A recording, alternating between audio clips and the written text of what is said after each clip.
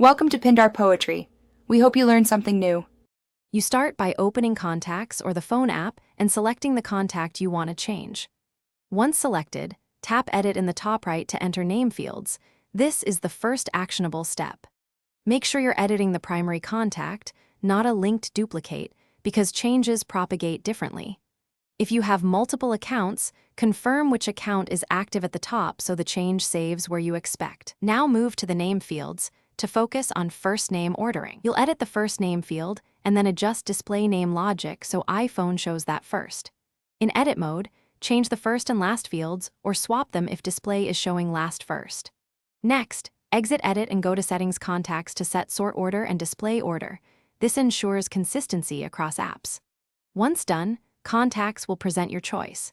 Make sure to check linked contacts and merge any duplicates so the first name display isn't overridden. After editing, tap Done and verify the contact appears by first name in Contacts and Messages. You should also search to confirm. If the change doesn't show, make sure contact syncing is enabled for the account used and toggle iCloud or the relevant account off and on. That forces a refresh.